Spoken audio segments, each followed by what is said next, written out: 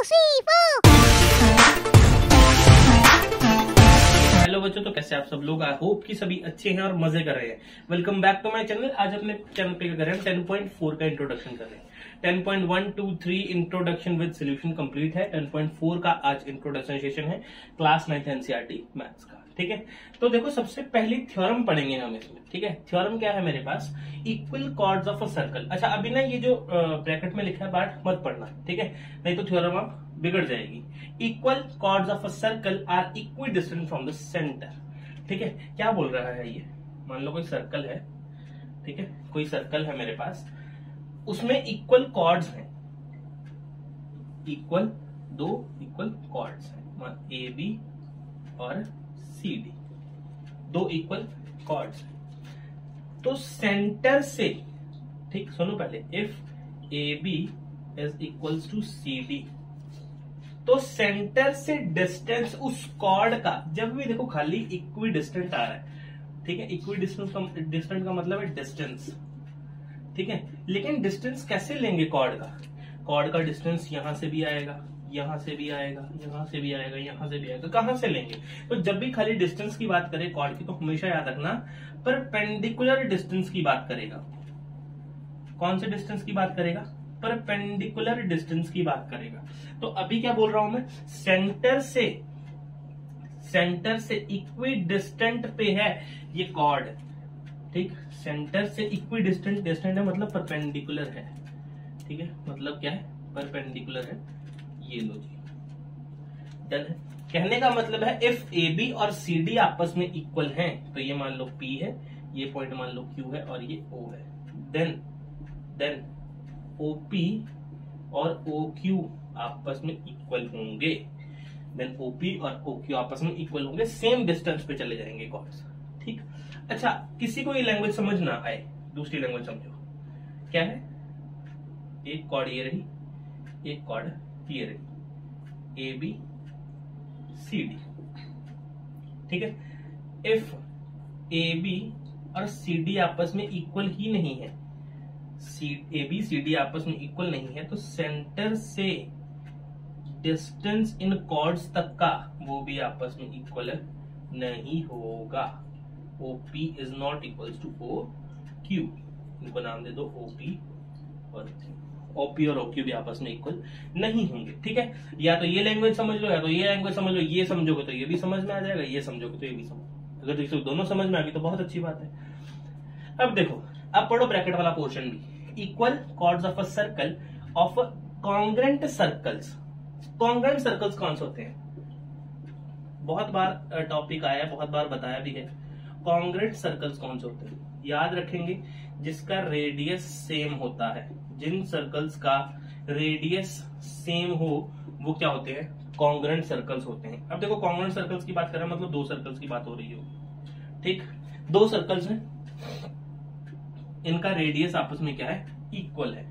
अब देखो क्या बोल रहा है? Equal chords of a circle of a congruent circle. अब सर्कल छोड़ो, इक्वल, देखो अब दूसरी साइड पकड़ते हैं सर्कल की, इसको लो ब्रैकेट के अंदर, ठीक है, और इस सेंटर को ले लो ब्रैकेट के अंदर। अब देखो, equal chords of congruent circles, equal chords हैं दो कॉन्ग्रेंट सर्कल्स के ऊपर। मान लो एक ये रही और एक ये रही, ठीक, ये ए बी और ये सी डी, ठीक है, are equidistant from the centres, वो सेंटर्स से इक्वल डिस्टेंस पे होंगे, वो सेंटर से इक्वल डिस्टेंस पे होंगे।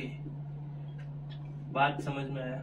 सेम वही बात, इफ ए बी और सी डी आपस में इक्वल हैं, देन OP और OQ भी आपस में क्या हो जाएंगे? इक्वल हो जाएंगे।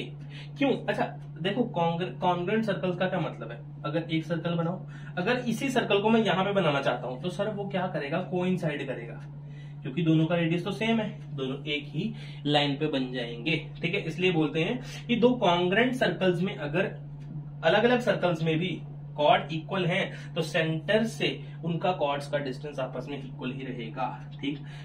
ये थी हमारी थ्योरम 10.6। इसका प्रूफ करवाता हूं, लेकिन थोड़ी सी जगह चाहिए। इस कहानी को नोट कर लो, ठीक है। रिजल्ट मेन याद रखेंगे, ये रिजल्ट है हमारे पास, ठीक है। ये याद रखो। इसके बाद करते हैं इसका प्रूफ। अभी देखो प्रूफ इसका, जो भी चीजें आपने समझनी थी इस थ्योरम के बारे में, जो जो लाइन जहां जहां से जा रही थी वो तो आपको पता लग गया।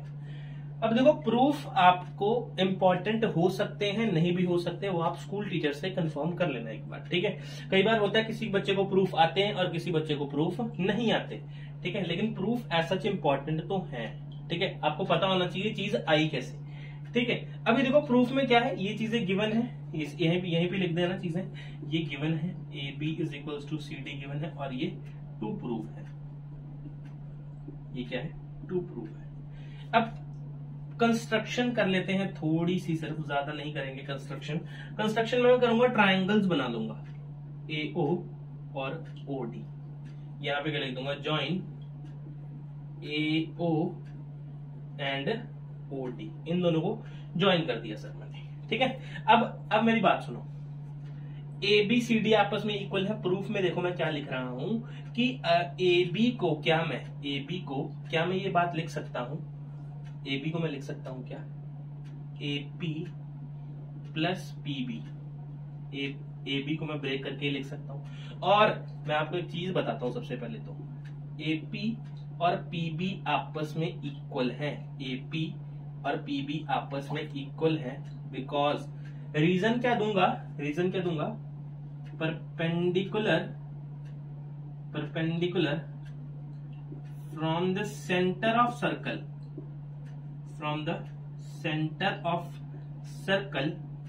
To the chord is bisect the chord। अगर सेंटर से किसी कोड पे परपेंडिकुलर अगर मैं फेंकूं तो वो परपेंडिकुलर क्या करता है, कोड को बाइसेक्ट कर देता है। तो मेरे को यहां से एक चीज पता लगी, एपी और पीबी आपस में इक्वल हैं। अगर एपी और पीबी आपस में इक्वल हैं तो A P A B is equal to किसके बराबर आ जाएगा, 2AP के इक्वल आ जाएगा।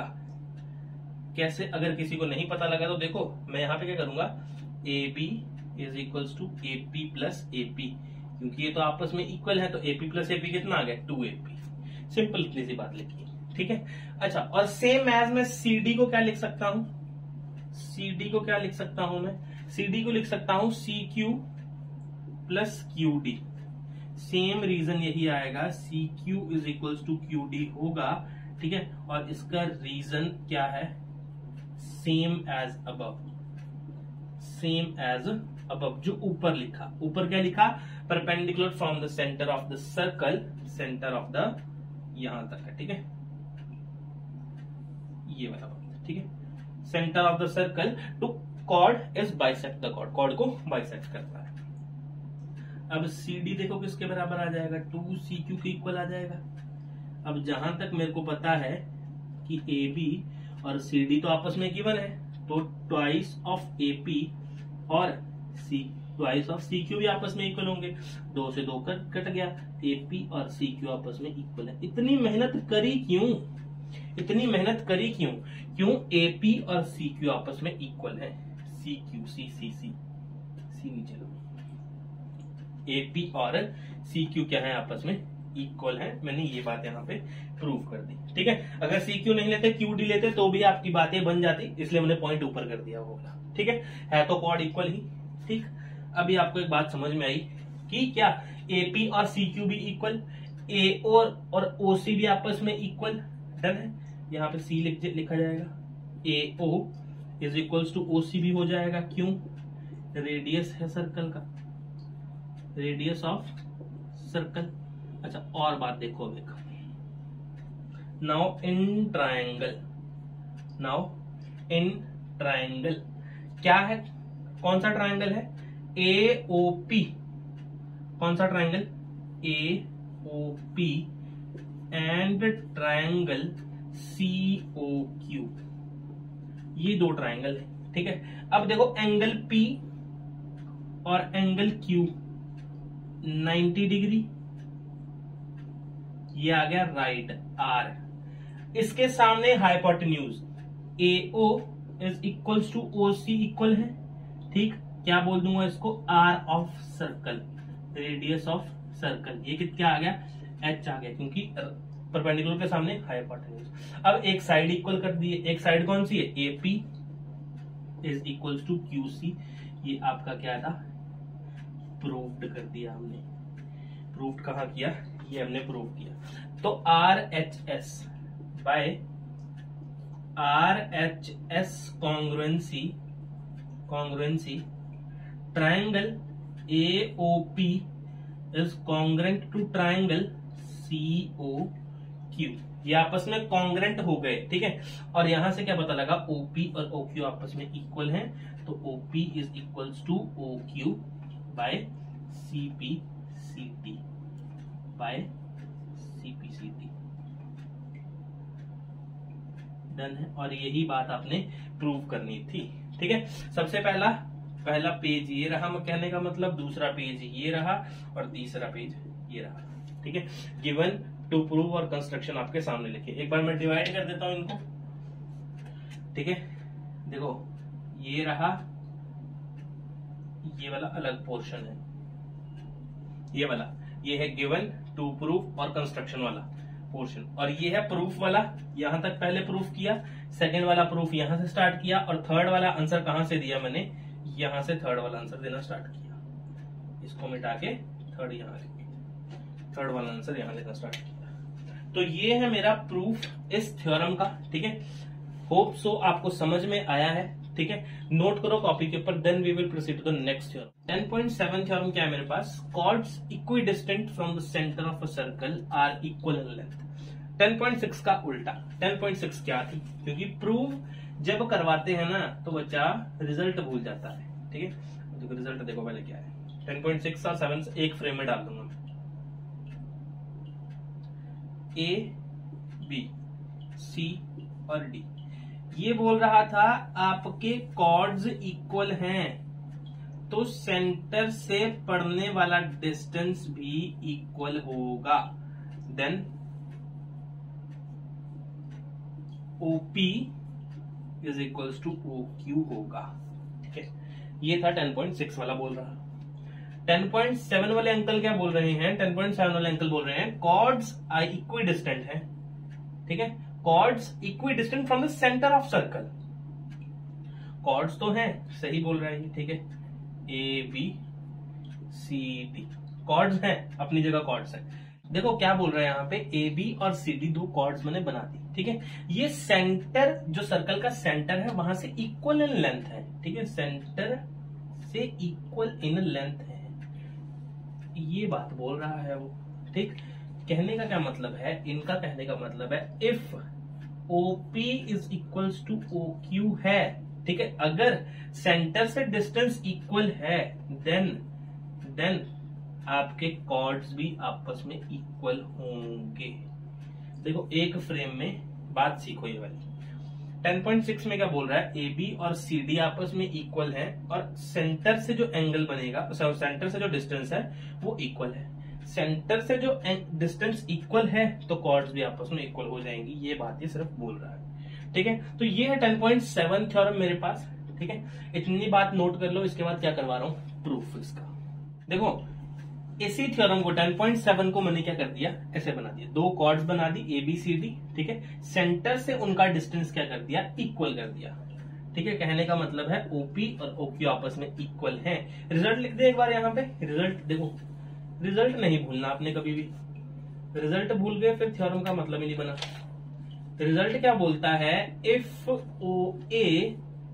OP सॉरी है ना, OP बना है OP is equals to OQ।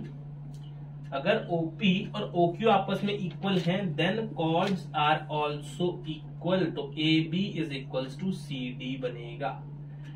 Done. अब बात करते हैं प्रूफ की। तो गिवन चीज लिख ले, क्या पहले क्या है गिवन, मेरे को है इस बार OP is equals to OQ। To prove मैंने करना है, टू प्रूव मैं चाह रहा हूं कि प्रूव हो जाए मेरा AB is equals to CD, मेरा प्रूव हो जाए। डन। अच्छा अगर मैं प्रूफ करूं, अब मैं प्रूफ करूं, सबसे पहले कंस्ट्रक्शन कर लेनी चाहिए थी मेरे को। कंस्ट्रक्शन लिखनी जरूरी है क्योंकि हम जब करते हैं तो पता होना चाहिए क्यों करा। AO join AO and and OC and OC। क्यों करा? दो ट्राइंगल बन गए सर मेरे पास, देखो OA और OC, दो ट्राइंगल बन गए। Now in triangle now in triangle OPA and triangle कौन सा ट्राइंगल है? OCQ या फिर OQC, दो ट्राइंगल हैं। देखो angle P is equals to angle Q, मैं लिख रहा हूं ईच 90 डिग्री। देन 90 के सामने क्या है? 90 के सामने क्या आ गया? AO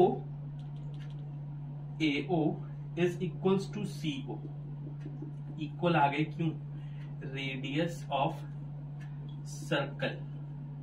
और ये क्या बन गया? R, ये क्या बन गया? H।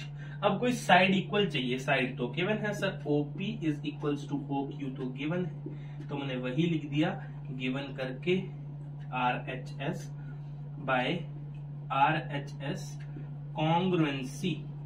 यार रूल भी लिख सकते हो ना, बार बार कॉन्ग्रुएंसी लिखने से अच्छा आप रूल लिख दिया करो, ठीक है। तो कौन सा ट्राइंगल OPA कॉन्ग्रेंट हो गया ट्राइंगल किसके? OQC के। देखो अब AP और CQ आपस में इक्वल आ गए। अरे लिखने का तरीका जैसे मर्जी, चाहे आप किसी को दिक्कत हो ना तो पहले ये लिख दे, बाद में A को आगे ले आए, ठीक है। ये चीजें मैंने क्वाड्रेटिक चैप्टर में सिखाई हैं, आप इसको कैसे लिख सकते हो, ठीक है। बाय CP CT मैंने ये बात लिख दी। AP is equals to CQ तो हमारा मुद्दा ही नहीं है, हमारा मुद्दा किससे है? AB और CD से। देखो AP और CQ तो इक्वल निकाल दिए, अगर मैं AP को भी ट्वाइस कर दूं और CQ को भी ट्वाइस कर दूं बाय यूक्लिड बाबा ने क्या बोला था कि सेम, क्या बोला था उसने? अगर आपके दो नंबर आपस में इक्वल हैं, उसमें सेम नंबर मल्टीप्लाई कर दिए दोनों साइड, तो वो फिर भी इक्वल ही रहेंगे। तो ट्वाइस ऑफ AP क्या है? AB, और ट्वाइस ऑफ CQ क्या है? CD। तो AB is equals to CD बात थी, यही आपने प्रूव करना था, हेंस प्रूव लिखेंगे, थ्योरम हमारी प्रूव है, ठीक है। तो ये थी मेरी 10.7 का थ्योरम, नोट कर लो, इसके बाद करते हैं एग्जाम्पल है हमारा, थ्योरम के ऊपर बेस्ड एग्जाम्पल है। अब आपको ये चीज समझ में आएगी कि हर थ्योरम का प्रूफ इंपॉर्टेंट क्यों है, ठीक है। जो भी प्रूफ से थोड़ा सा भाग रहे हैं वो क्वेश्चन से पक्का भाग जाएंगे, या फिर जो प्रूफ से भाग रहे हैं क्वेश्चन उनको भगा देगा, ठीक है। प्रूफ इंपॉर्टेंट करना क्यों है? क्योंकि क्वेश्चन आपको इजी लगना स्टार्ट हो जाते हैं। अभी देखना कितनी हेल्प करेगा हमारा थ्योरम में, थ्योरम हमारी इसको एग्जांपल में कितनी ज्यादा हेल्प करने वाला है। देखो if two intersecting chords of a circle, इसी सर्कल में कोई सर्कल है हमारे पास, उसमें दो क्या है? इंटरसेक्टिंग कॉर्ड्स हैं। एक कॉर्ड ये मान लो और एक कॉर्ड ये मान लो, ठीक है। दो कॉर्ड्स हैं हमारे पास इंटरसेक्टिंग, इस कॉर्ड का नाम मान लो AB और इस कॉर्ड का नाम मान लो CD, ठीक है। If two intersecting chords of a circle make equal angle with the diameter passing through their points of intersection। अब मेरी बात सुनो, यहां पे वर्ड आया डायमीटर।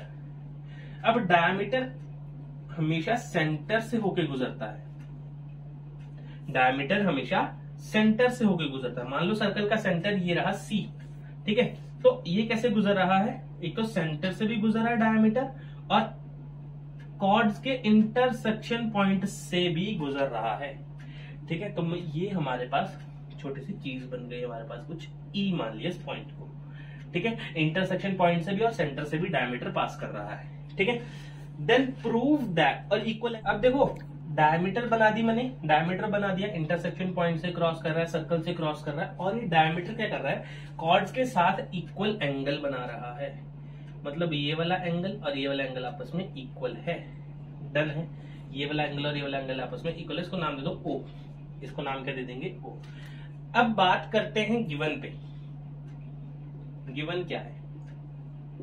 गिवन है सबसे पहले हमें कि angle AOD is equals to angle DOE, या फिर AOE है, सॉरी AOE है।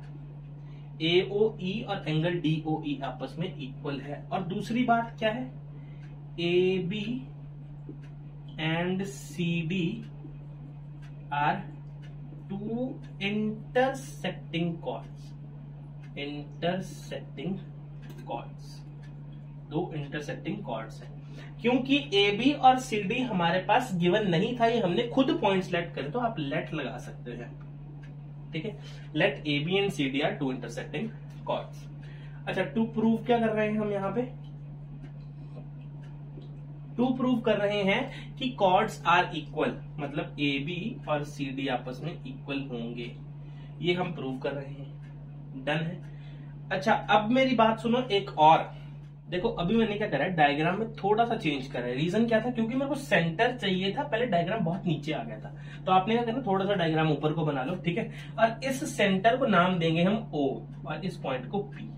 ये एंगल आपस में इक्वल है, तो यहां पे हम जरा O की जगह P पुट कर रहे हैं, P लिख रहे हैं। DPE और APE आपस में एंगल इक्वल है। अब देखो मैं कंस्ट्रक्शन क्या कर रहा हूं, मैं कंस्ट्रक्शन कर रहा हूं, draw a perpendicular, draw a perpendicular from the center of circle, from the center of circle O on AB and CD, AB and CD।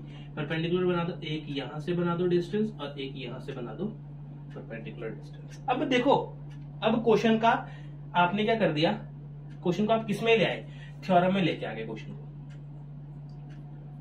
आप क्वेश्चन को थ्योरम में लेके आ गए। कौन सी थ्योरम में, अब देखो आपको अप्रूव क्या करना है, इसको नाम दे दो, ये नाम था E, ये दे दो F, ये दे दो G। अब आपको प्रूव क्या करना है, सिर्फ आपको प्रूव करना है कि OF और OG आपस में इक्वल हैं। कॉर्ड्स इक्वी डिस्टेंट है, ठीक है। सेंटर से अगर कॉर्ड्स तक का डिस्टेंस इक्वल है, सेंटर से कॉर्ड का डिस्टेंस इक्वल है, then chords are also equal if and then AB is equals to CD। अब बात समझ में आई, जो सेकंड वाली थ्योरम पढ़ी थी वो हमारे पास सामने आ गई। अब देखो, अगर ये वाले एंगल इक्वल है तो बाय वर्टिकल ऑपोजिट एंगल ये नीचे वाले एंगल आपस में इक्वल हो जाएंगे। कौन सा, अभी मैं लिख रहा हूं proof in triangle OFP and triangle OGP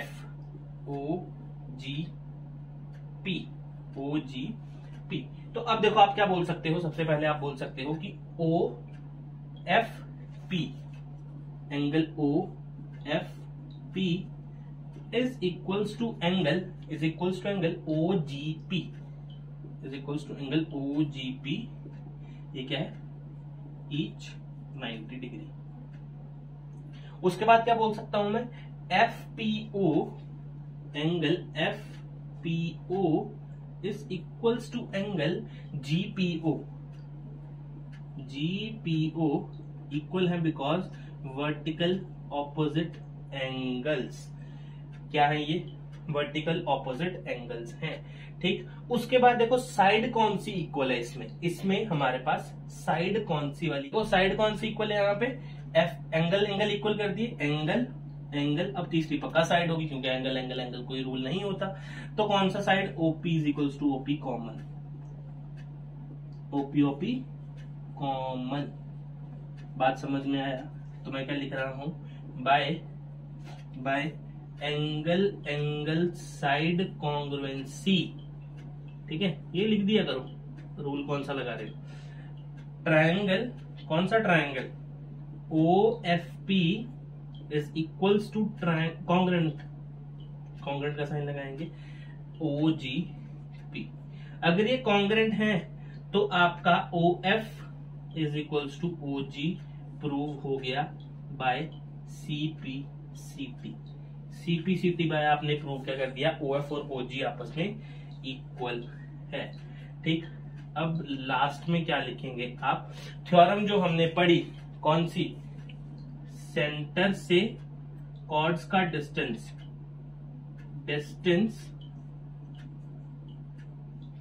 from the center